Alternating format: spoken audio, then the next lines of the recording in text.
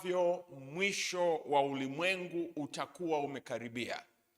Na tuliona na kutazama kwamba kile ambacho Yesu alikitabiri na kukisema kimetimia kwa sehemu kubwa. Kiangalia, alikuwa akizungumzia njaa, akizungumzia matetemeko, akizungumzia vita, akizungumzia mmomonyoko wa kimaadili, na yote hayo tunayashuhudia katika maisha yetu. Na tukasema dalili ambayo imebakia ili Yesu aweze kurejea ni habari njema ya ufalme kuweza kuhubiriwa ili kila mtu asikie. Maana tulisema Mungu wetu ni Mungu wa upendo. Mungu wetu hataki yeyote apotee.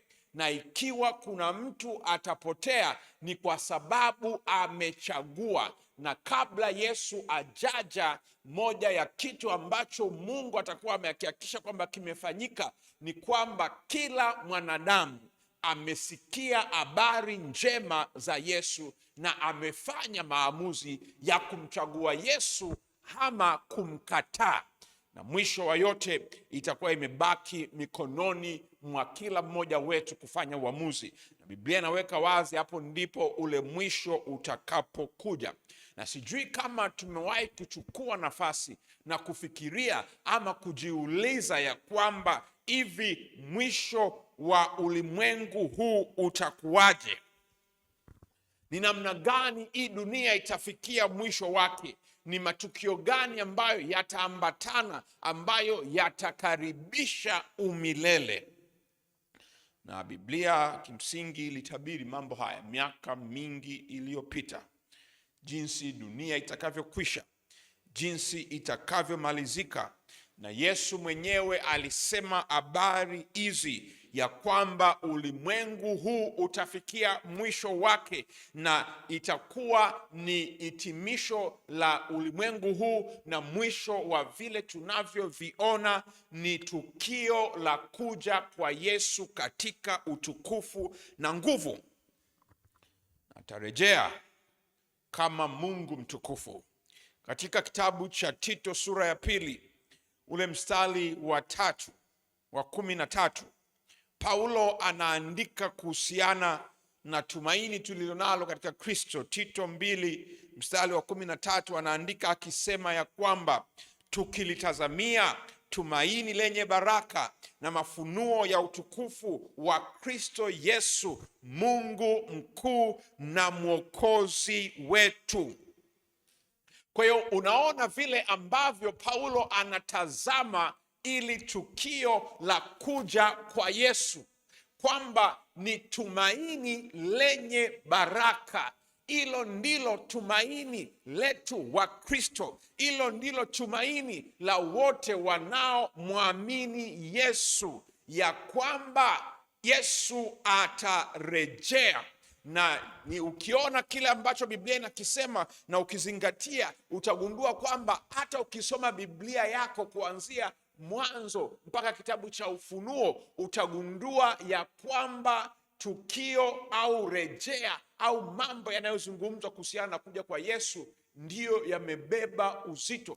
Na ukija katika Agano Jipya utagundua pia ya kwamba kati ya vile ambavyo waandishi mbalimbali walikuwa wameandika, utagundua kwamba kwa kila sehemu ambapo waandishi wanaandika zile habari za Yesu, kila mara wanapozungumzia habari za kuja kwa Yesu, utagundua ndilo somo linalobeba msingi mkuu, linalobeba tumaini kuu kuliko somo lingine lolote: kuja kwa Yesu mara ya pili.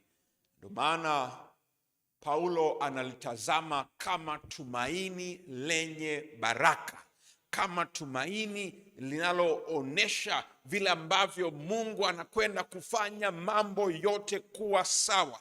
Tulisema kwamba ulimwengu tunaoishi, ikiwa tutapata nafasi ya kumuuliza kila mmoja aliyeko hapa kuhusiana na changamoto za maisha, kulingana na yale mambo yanayokatisha tamaa katika ulimwengu huu, bado tunakuwa na tumaini. Hebu fikiria kwamba kama kusingekuwa na habari njema ya kwamba Yesu anarejea na anakuja kukomesha yale yote yanayotusumbua, maisha yangekuwaje? Na ndio maana utagundua katika Agano Jipya wale mitume walipokuwa wakizungumzia habari za tumaini la Yesu Kristo, walikuwa wakirejea kuhusiana na kuja kwa Yesu, maana hiyo ndiyo jambo pekee litakalokwenda kuyafanya yote kuwa mapya.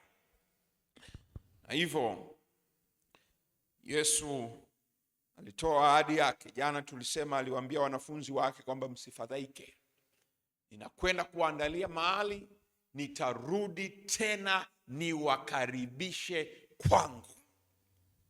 Sasa miongoni mwa mambo ambayo tuliyaeleza ni kuhusiana na yale ambayo Yesu alitabiri.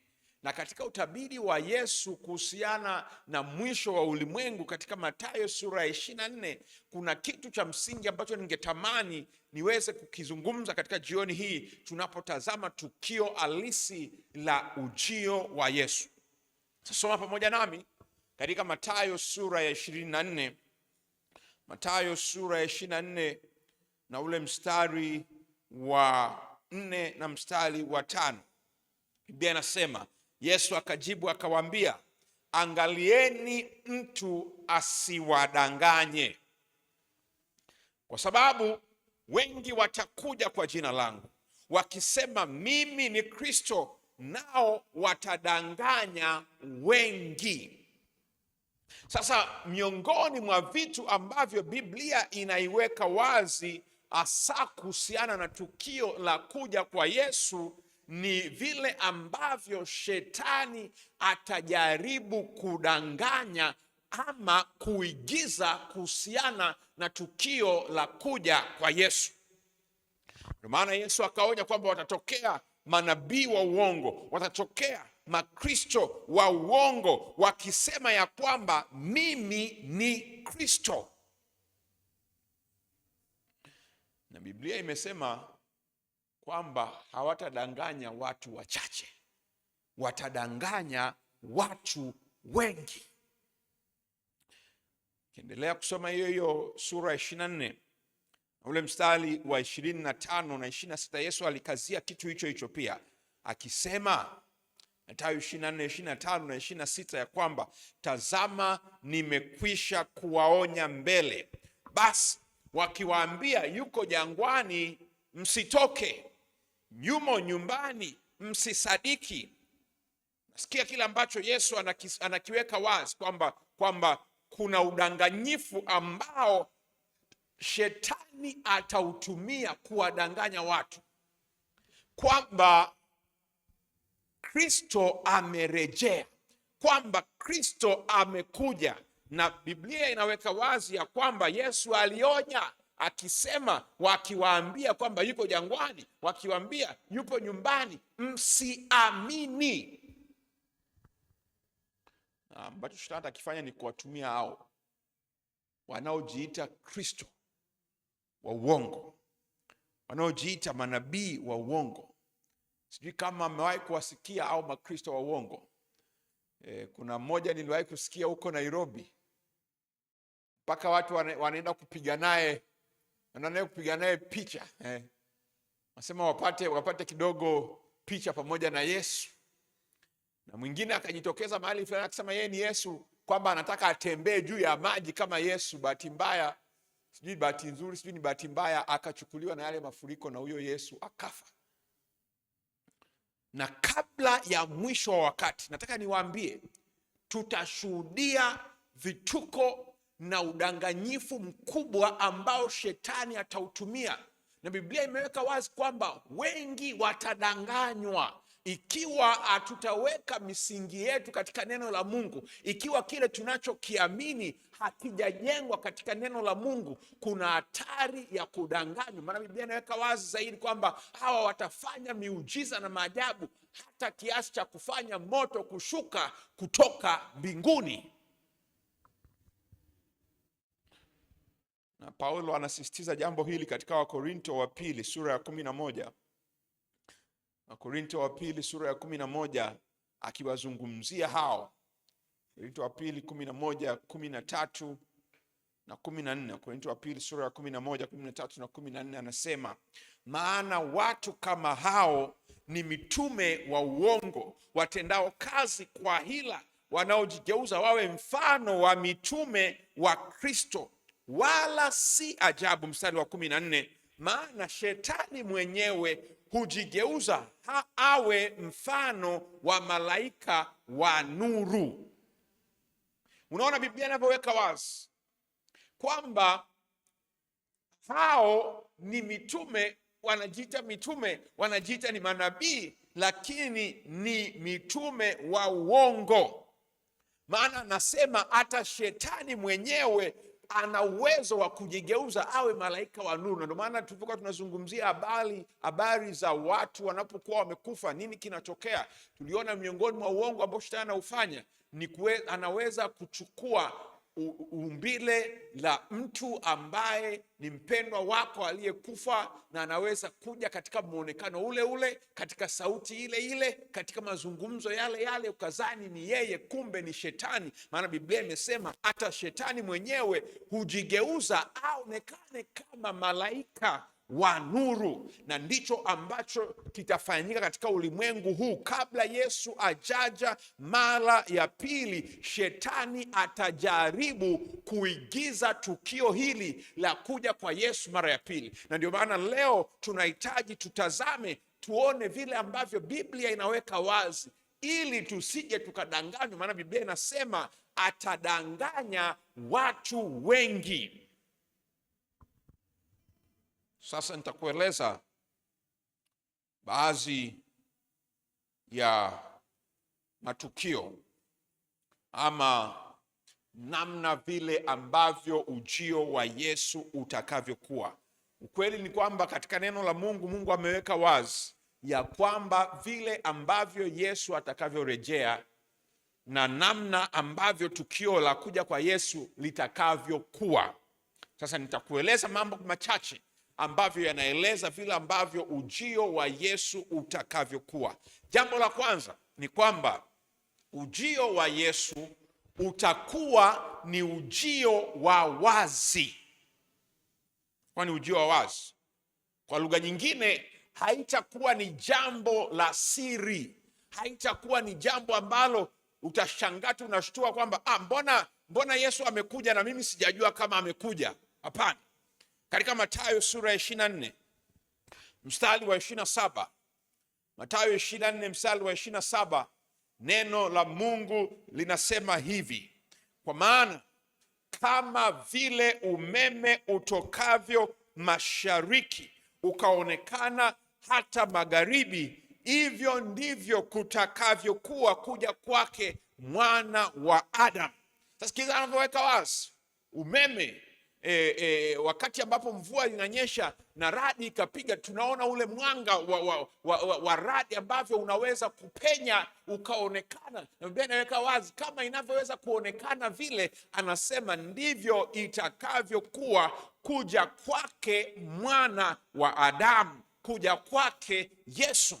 Ndio maana hata katika Ufunuo sura ile ya 1 na ule mstari wa 7, Biblia inasema tazama yuaja na mawingu na kila jicho litamuona. Sasa miongoni mwa vitu ambavyo havipo katika Biblia ambavyo natamani ni kuambie jioni ya leo ni kile ambacho baadhi ya watu wanadhani na wanakizungumzia wakisema ya kwamba ujio wa Yesu utakuwa ni wasiri, na wengine wanasoma zile ambazo Yesu alikisema katika hiyo Mathayo 24 ya kwamba mmoja atwaliwa mmoja aachwa. Lakini sikiliza uone jambo hili, na ndio maana sijajua kuna moja kati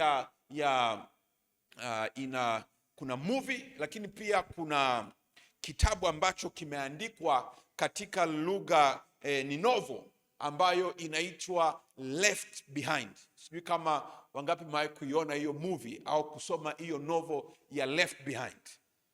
Kimsingi ni movie ambayo ni maarufu, ambayo inaonesha vile ambavyo inajaribu kutengeneza picha ya vile ambavyo Yesu atakavyokuja, na inaonesha watu wako magari yako barabarani, na unashangaa unaona kuna gari ambalo aliendi, magari yameruhusiwa lakini gari ambalo aliendi, wanakuja kushangaa, wanaangalia ndani ya gari, wanaona ya kwamba yule aliyekuwa dereva kwenye gari hayupo, ya kwamba amenyakuliwa, ameenda mbinguni. Wakati fulani wanaonesha ndege iko angani inapaa, na wanashangaa tu ndani ya ndege kuna abiria wamepotea, na wanachokisema ni kwamba hao abiria wametwaliwa, wamenyakuliwa, wameenda mbinguni, na kuna ambao wale wengine wameachwa. Ndio maana hiyo movie inaitwa Left Behind, kutengeneza ama kueleza ya kwamba katika ujio wa Yesu kwamba kutakuwa kuna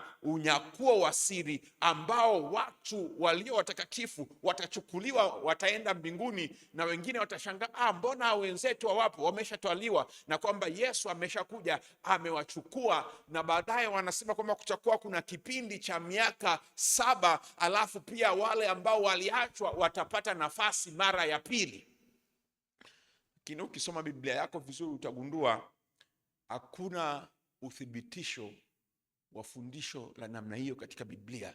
Maana Biblia inasema Yesu atakapokuja kila jicho litamuona.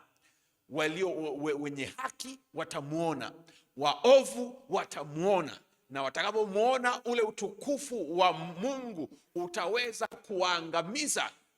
Kwa hivyo fundisho la kwamba Yesu atakuja kwa asili, na kwamba kutakuwa kuna watu ambao watatwaliwa wakati wengine hawaelewi, hilo fundisho sio la Biblia. Maana Biblia ilivyokuwa inazungumzia habari za wakati wa Nuhu, ya kwamba mmoja atwaliwa, mmoja aachwa. Kumbuka wakati wa Nuhu, wale waliotwaliwa walikuwa ndani ya safina, lakini wale walioachwa waliendelea kuishi? Hapana. Maana walioachwa nafasi yao ilikuwa imekoma, mlango wao wa rehema ulikuwa umefungwa, hatima yao ya maisha ilikuwa tayari imeshaamliwa. Kwa hivyo Biblia inaweka wazi ya kwamba tukio la kuja kwa Yesu litakuwa ni tukio ambalo litakuwa ni la wazi, kila mtu atamuona. Unaweza ukajiuliza, sasa itawezekanaje ulimwengu ulivyo mkubwa kiasi hiki? Lakini Biblia imeweka wazi, haijalishi atakuwa wapi, mtu atakuwa sehemu gani, lakini neno la Mungu limeweka wazi ya kwamba kila jicho litamuona. Yesu mwenyewe katika kitabu cha Matendo sura ya 1 ule mstari wa 9, akiwa tayari anahitaji kupaa kwenda mbinguni, akiwa katika ule mlima wa Mizeituni na wanafunzi wake, Biblia inaweka wazi kwamba ghafla alichukuliwa na mawingu akaenda mbinguni, na malaika wakaja pale wanawaangalia wale watu waliokuwepo pale. Biblia inaweka wazi, Matendo sura ya 1 ule mstari wa 9, ya kwamba akiisha kusema hayo, walipokuwa wakitazama, akainuliwa, wingu likampokea kutoka machoni pao. Mstari wa 10, walipokuwa wakikaza macho mbinguni, yeye alipokuwa akienda zake, tazama watu wawili wakasimama karibu nao, wenye nguo nyeupe, yumkini hao walikuwa ni malaika. Wakasema, enyi watu wa Galilaya, mbona mmesimama mkitazama mbinguni?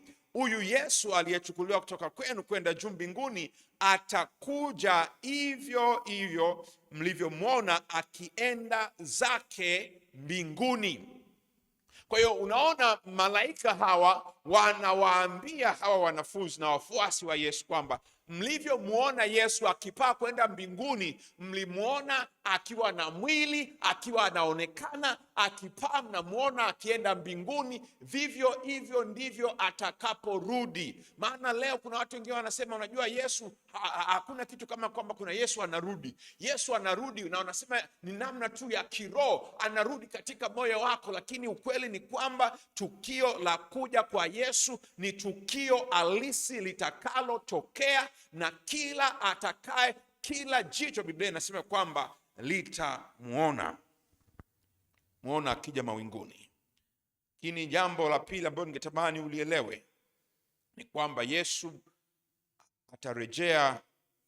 atarejea katika namna ya utukufu mwingi.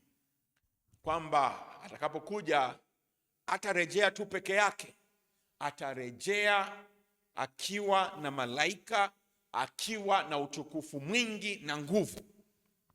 Mathayo sura ya 25 ule mstari wa 31, neno la Mungu linasema litakuwa 25:31, hapo atakapokuja mwana wa Adamu katika utukufu wake na malaika watakatifu wote pamoja naye, ndipo atakapoketi katika kiti cha utukufu wake. Sikiliza, Biblia inavyoweka wazi ya kwamba Yesu atakapokuja hatakuja tu peke yake, kuonesha vile tukio litakavyokuwa, kwamba atakuja akiwa na malaika. Ujio wake utakuwa na utukufu mwingi, atakuja na utukufu akija na malaika. Na ukisoma hiyo pia katika Mathayo sura ya 24 na ule mstari wa 31, anaeleza kwa nini anakuja na hawa malaika. Mathayo 24 mstari ule wa 31 anasema, naye atawatuma malaika zake pamoja na sauti kuu ya parapanda, nao watawakusanya wateule wake toka pepo nne, toka mwisho huu wa mbingu mpaka mwisho huu. Sikiliza sasa vizuri uone jambo linavyotokea, kwamba anakuja na malaika, na Biblia inasema atakuja pamoja na sauti kuu ya parapanda. Sasa hakuna parapanda ambayo inapigwa kwa sauti ya chini. Hakuna parapanda ambayo inapigwa kwa kunong'oneza, maana tarumbeta zinapopigwa ni sauti kubwa. Kwa hivyo usije ukadhani ya kwamba kuja kwa Yesu itakuwa tu ni tukio tu la kimya kimya. Itakuwa ni tukio ambalo lina shangwe kubwa, maana mfalme anakuja, na anapokuja Biblia inasema ya kwamba malaika hawa watapuliza tarumbeta kwa sauti kuu na kuwakusanya wateule wa Mungu, wale waliomchagua Yesu, wale waliotenda kile Yesu alichokisema, wale waliofuata njia ya Yesu. Biblia inasema watakatifu hawa watasindikizwa na malaika. Itakuwa ni utukufu mkubwa usioweza kuelezeka, kuona malaika wengi na wasioweza kuhesabiwa wakija kuwakusanya watu wa Mungu waliomtii Yesu Kristo. Kwa hiyo inakwambia vile tukio litakavyokuwa, kwamba litakuwa sio tukio dogo, itakuwa ni mapokezi yenye shangwe kubwa na utukufu mwingi. Lakini katika Wathesalonike wa kwanza 4 ule mstari wa 16 inaweka wazi pia ya kwamba tukio hilo litakuwa ni tukio linalosikika. Tukio linalosikika. Wathesalonike wa kwanza 4:16 nasema, kwa sababu Bwana mwenyewe atashuka kutoka mbinguni pamoja na mwaliko na sauti ya malaika mkuu na parapanda ya Mungu, nao waliokufa katika Kristo watafufuliwa kwanza. Ukiendelea na ule mstari wa 17 anasema, kisha sisi tulio hai tuliosalia tutanyakuliwa pamoja nao katika mawingu ili tumlaki Bwana hewani, na hivyo tutakuwa pamoja na Bwana milele. Hebu tazama kinachotokea hapa. Biblia inaweka wazi ya kwamba Yesu atakaporejea itakuwa, maana anasema Bwana atashuka akiwa na mwaliko na sauti ya malaika mkuu na parapanda. Parapanda itakapolia, tarumbeta zitakapopigwa, wale wote waliomwamini Yesu, wale wote waliomfuata Yesu, Biblia inasema ya kwamba watamlaki Bwana hewani. Wale waliokufa katika Kristo, Biblia inaweka wazi, watafufuliwa, watatoka katika makaburi yao ili waweze kuona utukufu wa Mungu. Hebu fikiria, itakuwa ni siku ya namna gani? Itakuwa ni siku ya kupendeza kiasi gani? Wale wapendwa wetu tuliowapoteza, wale wapendwa wetu waliolala mauti, tukalia na kuhuzunika, tutakapounganishwa pamoja nao kuweza kumlaki Yesu milele na kuishi katika maisha ya umilele pamoja na Yesu. itakuwa ni tukio kubwa sana. Ndio maana ni vizuri uelewe jambo hili, kwa sababu shetani atajaribu kuigiza tukio hili, lakini hawezi kufanikiwa kufanya tukio tukufu kama hili ambalo Yesu atalifanya, la kukomesha vinavyoonekana na kuanzisha umilele. Biblia inaweka wazi kwamba wale wafu watakapokuwa wamefufuliwa, waliotenda mema na wale walio hai, Biblia inasema watabadilishwa, na wakishabadilishwa wote tutamlaki Bwana hewani. Ndio maana katika Wakorintho wa kwanza sura ile ya 15, moja ya vitu ambavyo Paulo alikuwa akivizungumzia na kuvikazia katika neno la Mungu kuhusiana na ile tumaini tulilonalo katika Kristo Yesu, vile ambavyo tutabadilishwa kupewa mwili mpya, katika Wakorintho wa kwanza 15:51. Na Biblia inasema, angalieni na waambieni ninyi siri, hatutalala sote, lakini sote tutabadilika kwa dakika moja, kufumba na kufumbua, wakati wa parapanda ya mwisho. Maana parapanda italia na wafu watafufuliwa, wasiwe na uharibifu tena. Wasiwe na uharibifu, nasi tutabadilika. Mstari wa 53, maana sharti uharibikao uvae kutokuharibika, nao wa kufa uvae kutokufa. Sikiliza kile ambacho Yesu anakieleza hapa, na ambacho alimtumia Paulo kueleza tukio hili la utukufu litakavyotokea. Niliwaambia ya kwamba kifo ni usingizi, na Biblia inasema hatutalala, hatutaendelea kulala katika mavumbi, ikiwa tutakufa kabla Yesu ajarejea. Na tumaini ambalo Paulo analiweka wazi hapa ni kwamba anasema ni kwa dakika moja tu, kufumba na kufumbua.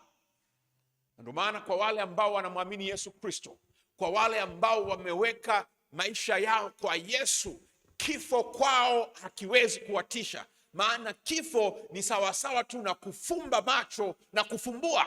Maana tunasema kwamba wafu hawajui neno lolote. Kwa hiyo tangu yule aliyekufa wa kwanza anayetajwa katika neno la Mungu, Abili, aliyeuawa na kaka yake Kaini, yeye pamoja na wale ambaye atakufa tu dakika moja kabla Yesu hajarejea mawinguni, ni kitendo tu cha kufumba na kufumbua. Na Biblia inasema ya kwamba kwa dakika moja tu parapanda itakapolia, watu wale watafufuliwa, na wale walio hai na wale waliofufuliwa wote tutabadilishwa. Tutapewa mili ambayo sio ya kufa, tutapewa hali ya kuishi milele. Mili yetu hii inachakaa, mili yetu hii inaharibika. Kila siku magonjwa yanaongezeka, kila siku maumivu yanaongezeka, na kwa kadri miaka inavyoenda, miili yetu inakuwa inashuka chini. Grafu inakwenda inashuka, na mwisho inashuka mpaka kaburini. Lakini Biblia inaweka wazi ya kwamba Yesu atakaporejea, tutapewa hali ya kutokufa, tutapewa hali ya kuishi milele. Ni tumaini kiasi gani, ni furaha kiasi gani Bwana atakapokwenda kufanya mambo kuwa mapya. Husu ni kueleze tukio lingine ambalo linatokea, linalokaribisha umilele. Ufunuo 16, Ufunuo sura ya 6, Ufunuo sura ya 6 ule mstari wa 14. Miongoni mwa vitu vitakavyokaribisha kuja kwa Yesu ni tetemeko kuu ambalo alijawahi kutokea tangu ulimwengu uwepo. Sikiliza, Ufunuo 6:14.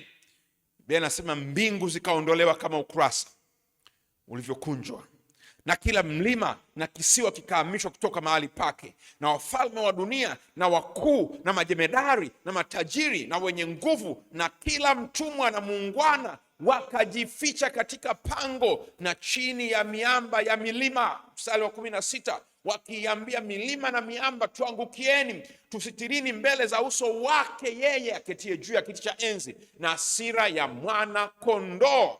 kwa maana siku iliyo kuu ya hasira yao imekuja, naye awezaye, ni nani awezaye kusimama? Sikiliza Biblia inavyoweka wazi kwamba Yesu anapokwenda kurejea, tetemeko kubwa ajabu litatokea.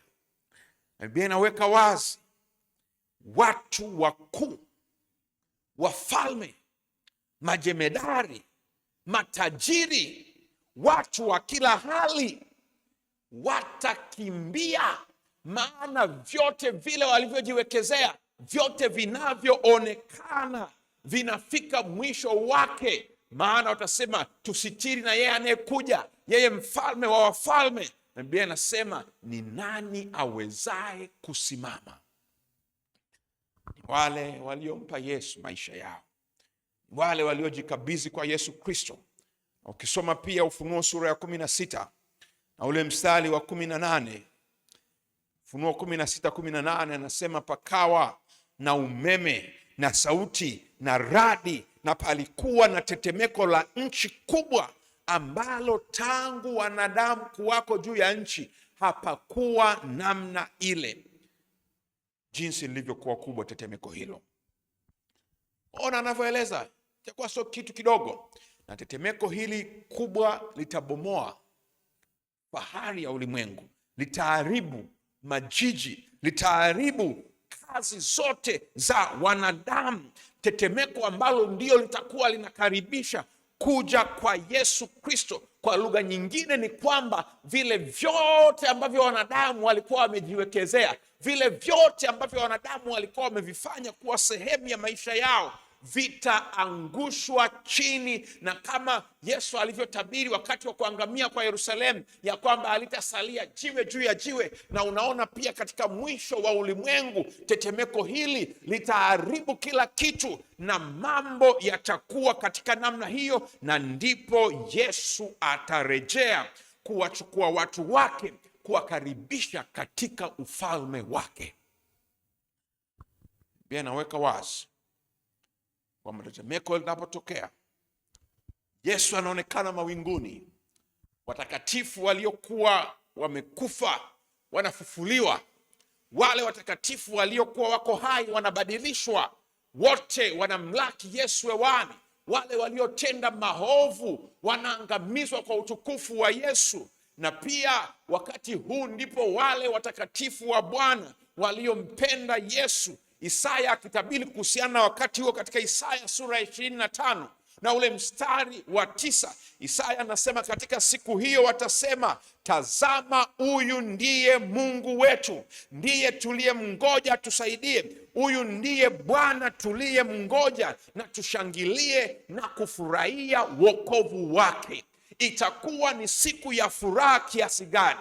Itakuwa ni siku ya amani kiasi gani, wakati ambapo tutakuwa tunaaga kwa mara ya mwisho shida za dunia hii, wakati ambapo tutakuwa tukifumbua macho yetu kuingia katika umilele, wakati ambapo hakutakuwa na magonjwa, hakutakuwa na shida, hakutakuwa na huzuni, hakutakuwa na machozi, hakutakuwa na yale yote yaliyoutaabisha ulimwengu. Na ndiyo sababu ahadi ya kurudi kwa Yesu ndiyo ahadi kuu, ndilo tumaini la wale wote wanaomngoja Bwana. Na jioni ya leo Yesu anaporudi, swali la msingi ni kwamba, je, uko tayari Yesu anaporejea? Maana Yesu mwenyewe aliweka wazi ya kwamba kuhusiana na saa na wakati wa kuja kwake hakuna anayejua siku wala saa. Jioni ya leo swali ambalo nataka nikuulize ni kwamba, je, uko tayari Yesu anapokuja? Nakumbuka nisoma kisa kimoja cha wasafiri, ndugu wawili walikuwa na mwenzao aliyekuwa anasafiri, na wakaenda kumsindikiza katika mahali ambapo treni ilikuwa inakuja ili wachukue, wakisafiri kwa treni. Na wakiwa hapo katika stesheni ya treni, wakiwa na mabegi yao na mizigo yao hapo, lakini wakisubiria ile treni iweze kuja, watu hawa walionekana wakiwa wakizungumza na wakiwa katika mazungumzo ya kina. Walionekana wakiongea sana, wakiwa wakibadilishana na kuongea, kupiga stories hapa na pale. Na saa ikafika, treni ikafika mahali pale, watu wakaanza kupanda ndani ya ile treni.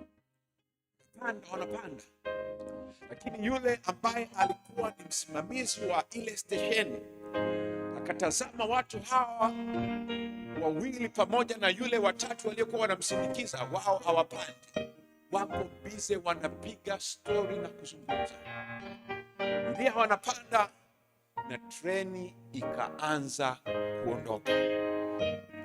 Treni ilipokuwa ikiondoka, ndipo wanashtuka, na waliposhtuka wakaanza kukimbia, wakashika mabegi wakaanza kukimbia, na wakakimbilia, wanaanza kukimbilia ile treni walao waweze kuidandia. Na cha ajabu ni kwamba wale waliokuwa wakimsindikiza huyu msafiri ndio waliokimbia na kudandia kwenye ile treni na kuweza kuweka mabegi, na treni ikaendelea na safari, na yule aliyekuwa anasafiri akabaki tu pale anashangaa.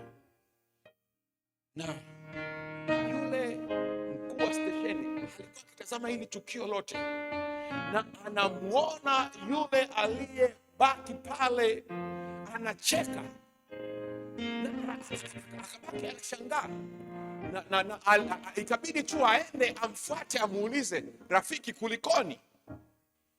Mwambia, cha ajabu ni kwamba mimi ndio niliyekuwa msafiri, wale waliopanda walikuwa wananisindikiza. Ndugu zangu, kisa hiki kinaweza kuwa kinachekesha, lakini kinaonyesha uhalisia wa wale walio tayari na wale wasio tayari. Sijui kama tunaelewa, sijui kama tumelichukua jambo hili katika uzito ya kwamba Yesu anakuja. Na swali jioni ya leo ambalo napenda kukuuliza ni kwamba, je, uko tayari Yesu anapokuja? Maana Yesu alisema katika Luka 21 ule mstari wa 36, sema, basi kesheni. Kesheni ninyi kila wakati mkiomba, ili mpate kuokoka katika hayo yote yatakayotokea na kusimama mbele za Mwana wa Adamu. Kesheni, kesheni kila wakati mkiomba. Jioni ya leo tunapohitimisha ibada hii, swali ni kwamba, changamoto ambayo ninahitaji niache kwako ni kwamba, hivi kweli uko tayari? Ikiwa Yesu anarudi sasa, ikiwa Yesu anatokea muda huu, dakika hii, hivi kweli uko tayari kukutana na Yesu? Ama kuna kitu ambacho kitakufanya usiwe tayari? Jioni leo ninapohitimisha ibada hii, ninahitaji uchukue muda wako kutafakari kuhusiana na utayari wako kupokea Yesu anapokuja mara ya pili. Macho yakiwa yamefumbwa mahali ulipo, tuombe. Baba Mungu mkuu, jioni ya leo tena tumesikia ukweli wa neno lako. Tumesikia ukweli huu ya kwamba moja kati ya siku hizi unakuja. +2. Umetuita tuweze kukesha na kuwa tayari. Baba, jioni ya leo unapotazama mioyo yetu, unapotazama maisha yetu, swali la msingi la wokovu wetu, hivi kweli tuko tayari kwa ajili ya ujio wako? Tazame kila mmoja wetu Baba, tuhurumie katika jina lako takatifu. na utupe neema yako ya kuwa tayari kwa ajili ya ujio wako. Na Baba wa mbinguni, katika jioni ya leo, kabla hatujaondoka hapa na kabla sijafunga ombi hili, naomba Baba uniruhusu niweze kutoa wito kwa ajili ya mtu fulani hapa. Ukiwa umefumba macho yako na mimi nikitulia katika ombi hili, ninaomba uchukue nafasi hii ukiwa umefumba macho yako hapa mahali ulipo, kuuliza nafsi yako na kutafakari maisha yako ya kwamba je, umempa Yesu moyo wako? Na kwamba je, uko tayari Yesu anapokuja mara ya pili? Na je, ukitazama maisha yako, ukitazama mwenendo wako, hivi kweli uko sawa katika mahusiano yako na Yesu? Jioni ya leo, kabla sijamaliza ombi hili, ikiwa nimetulia mahali hapa sasa, ikiwa umefumba macho yako, ikiwa kuna mtu hapa ambaye anampa Yesu maisha yake jioni ya leo, na unahitaji uwe tayari Yesu anaporudi, na unahitaji uwe tayari Bwana anaporejea, wakati wote tukiwa tumefumba macho yetu, na unahitaji kuyatoa maisha yako kwa Yesu kwa ajili ya ubatizo, nyosha mkono wako mahali ulipo. Nyosha mkono wako. Nyosha mkono wako na mimi nitakwenda kuomba kwa ajili yako. Asante sana rafiki. Je, kuna mwingine? Asante sana. Asante sana. Asante sana. Endelea kunyosha mkono wako, endelea kufumba macho yako, na ukimwambia Yesu unahitaji uwe tayari anapokuja. Ukimwambia Yesu, nioneshe, nisaidie pale ambapo nimepungua ili niweze kuwa tayari unapokuja. Ukimwambia Yesu, ikiwa kuna mahali, ikiwa hujampa Yesu maisha yako, ikiwa hujafanya maamuzi kwa ajili ya umilele, nyosha tu mkono wako. Bwana akubariki sana. Shusha mkono wako. Shusha mkono wako. Baba, asante. Asante kwa ajili ya watoto wako walionyosha mikono yao. Asante kwa kuwa wameonesha wanayatoa maisha yao kwako, na wanahitaji wawe tayari kipekee kwa ajili ya wewe kuwapokea unaporudi mara ya pili. Samehe dhambi za kila mmoja wao, waoshe kwa damu yako, na Bwana wape neema inayookoa.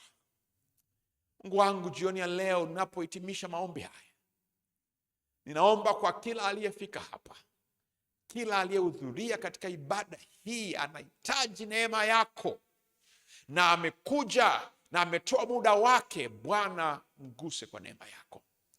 Jioni ya leo, ikiwa kuna mtu anahitaji msaada wa Mungu katika namna ya kipekee katika maisha yake, ikiwa kuna mtu hapa ana shida fulani katika maisha yake na anaomba msaada wa Mungu katika namna ya kipekee, nyoosha mkono wako na mimi nitakwenda kuomba kwa ajili yako. Baba wa mbinguni, asante kwa watoto wako ambao wamenyoosha mikono yao, na kila aliyenyoosha mkono wake, siwezi nikajua hitaji la moyo wake, siwezi nikajua kile kinachomsibu moyoni mwake, lakini wewe unajua. Na jioni ya leo ninaomba kila mmoja mfikie sawasawa na hitaji la moyo wake. Mguse sawasawa na wema wako, mpatie hitaji la moyo wake. Wanao changamoto za kiuchumi, wape mafanikio. Walio na changamoto za magonjwa, waponye magonjwa yao. Walio na changamoto katika mahusiano yao, wape suluhisho. Walio na changamoto katika jambo lolote lile na wanahitaji msaada wao, wengine ni changamoto ya dhambi, wengine ni shida yoyote ile Bwana, lakini wanahitaji msaada wa kimbingu, wafikie na watendee sawasawa na mapenzi yako. Mwisho wa yote, tuandae kwa ajili ya ufalme wako, ili unaporejea tusiwe katika lile kundi litakalo iambia milima iangukie. Tuwe katika lile kundi litakalo sema, huyu ni Bwana wetu tuliyemngoja. Asante Yesu kwa kuwa utatubariki sote. Neema yako iwe juu ya kila mmoja wetu. Tulete tena kesho, tuendelee kuisikia sauti yako na kufuata mapenzi yako. Ndivyo ambavyo ninaomba katika jina la Yesu Kristo. Amen.